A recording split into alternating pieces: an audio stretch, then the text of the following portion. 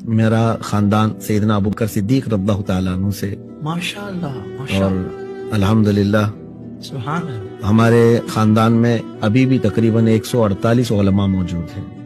السلام علیکم ورحمۃ اللہ وبرکاتہ۔ سلمان اظہری خبر پرست کہتا ہے کہ میں ابو بکر صدیق کے خاندان کا ہوں۔ چلیے دیکھتے ہیں ابو بکر صدیق کا عقیدہ اور پھر اس کا عقیدہ۔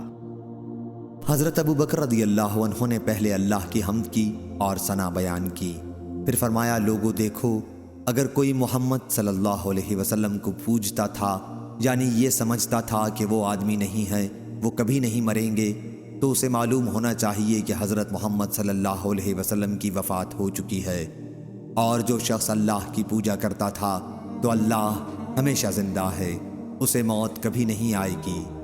پھر ابو بکر رضی اللہ عنہ نے سورہ زمر کی آیت پڑھی، اے پیغمبر تو بھی مرنے والا اور وہ بھی مریں گے، اور اللہ تعالیٰ نے فرمایا کہ محمد صلی اللہ علیہ وسلم صرف ایک رسول ہیں، اس سے پہلے بھی بہت سے رسول گزر چکے ہیں، بس کیا اگر وہ وفات پا جائیں یا انہیں شہید کر دیا جائے تو تم اسلام سے پھر جاؤ گے، اور جو شخص اپنی ایڑیوں کے بل پھر جائے تو وہ اللہ کو کوئی نقصان نہیں پہنچا سکے گا، اور اللہ ان قریب شکر گزار بندوں کو بدلہ دینے والا ہے۔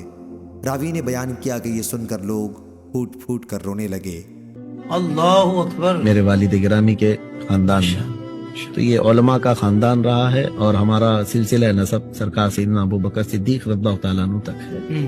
یعنی کہ جو لوگ یہ سمجھ رہے ہیں کہ بھائی مفتی صاحب کوئی اپنے خاندان کے پہلے عالم یا مفتی ہے، ایسا نہیں ہے، بلکہ 148 الحمدللہ، علماء آپ کے خاندان میں ماشاءاللہ ہیں۔ بلکہ میری تقریباً 8 پشتوں تک میں جانتا ہوں۔ اس خبر پرست مشرک سے کوئی سوال کرے، تو کہتا ہے کہ تو ابو بکر صدیق کے خاندان کا ہے۔ کیا ابو بکر صدیق نے اللہ کے نبی کی وفات کے بعد میں پکارا ہے یا رسول اللہ المدد؟ نہیں، لیکن تو اللہ کے نبی کے پیارے نواسے حسین رضی اللہ عنہ کی خبر پہ کھڑے کے تو دعائیں کر رہا ہے۔ دیکھو یہ ویڈیو۔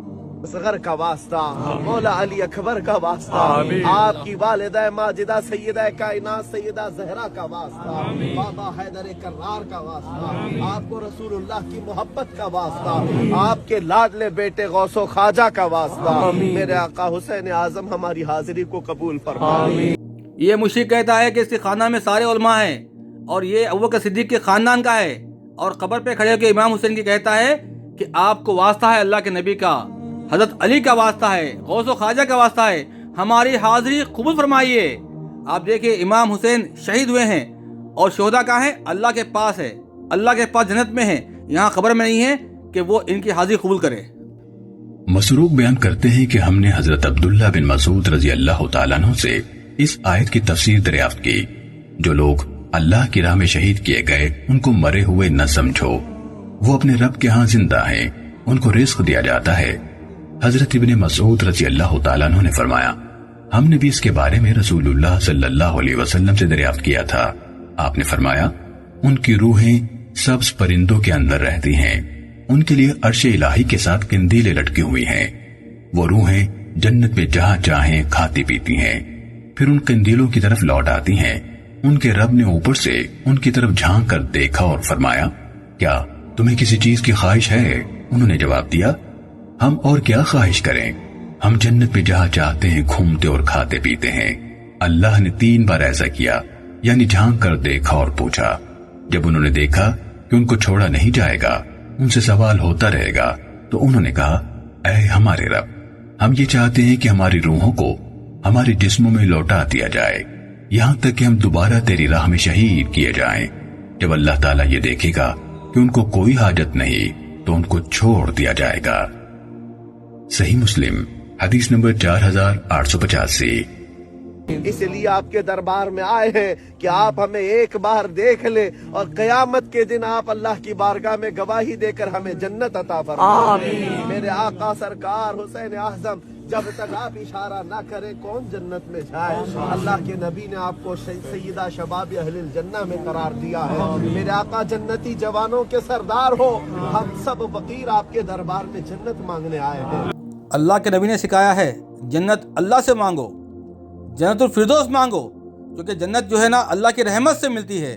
اور خبروں پہ آ کے امام حسین سے یا اللہ کے نبی سے یا اور کوئی بابا سے اور کوئی پیر سے، غوث اور خواجہ سے جنت مانگتے ہیں یہ خبر پرست، یہ مشرک۔ جنت چاہیے تو अल्लाह रसूल की अतात करो, कुरान हदीस पे ईमान लेकर आओ और अमल करो। देखो ये हदीस। हजरत अब्दुर्रहमान बिन औफ रजी अल्लाह तआला अन्हु के आजाद करदा गुलाम अबू उबैद ने हजरत अबू हुरैरा रजी अल्लाह तआला अन्हु से रिवायत की, कहा रसूलुल्लाह सल्लल्लाहु अलैहि वसल्लम ने फरमाया, तुम में से किसी शख्स को उसका अमल जन्नत में नहीं ले जाएगा। उन्होंने यानी सहाबाए किराम रिजवानुल्लाह अलैहिम अजमईन ने अर्ज की, अल्लाह के रसूल, आपको भी नहीं? आपने फरमाया, मुझे भी नहीं, मगर ये कि अल्लाह ताला मुझे अपने फजल और रहमत से ढांप ले। सही मुस्लिम हदीस नंबर 7116। जन्नत अल्लाह की रहमत से मिलती है, लेकिन इन लोगों को अल्लाह पे यकीन नहीं है, भरोसा नहीं है। ये लोग जाके अंबिया की खबरों पे दुआएं करते हैं, सहाबा की खबरों पे दुआ करते हैं, औलिया की खबरों पे दुआ करते हैं, जबकि वो लोग क़यामत की सुबह तक इनकी पुकार फरियाद को सुन ही नहीं सकते। यकीनन अबू बकर सिद्दीक़ की नस्ल से ऐसा मुश्रिक पैदा नहीं हो सकता है जो खबरों पे जाके दुआएं मांगे। और ये देखो इसका झूठा किस्सा, कैसी कहानी बताता है ये गौसे पाक के बारे में। कोई साहब आए, कहा हमारे घर दावत है, आप तशरीफ लाएं। कहा ठीक है आता हूँ। थोड़ी देर बाद दूसरे आए, कहा हमारे घर दावत है, आप आए। सेम टाइम पे कई 70 लोग आए, सबकी दावत कबूल की। अरे कहना क्या चाहते हो? दूसरे दिन शाम में लोग आकर के फख्र कर रहे हैं, आज मेरे घर शेख अब्दुल कादिर जिलानी आए थे। दूसरा कह रहा नहीं मेरे घर आए थे, तीसरा कह रहा मेरे घर आए थे। एक वक्त में सब घरों पर कैसे?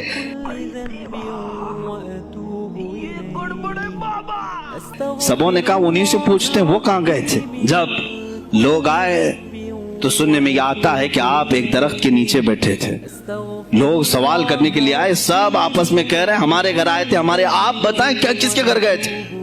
ये क्या बात करते हैं यार? तो उन्होंने कहा दरख्त के ऊपर देखो।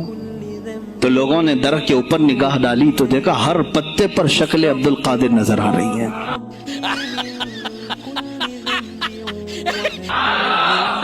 फरमाते हैं अल्लाह ने अब्दुल कादिर को ये इतनी कुदरत दी है कि बैक वक्त वो कई जगहों पर हाजिर हो सकता है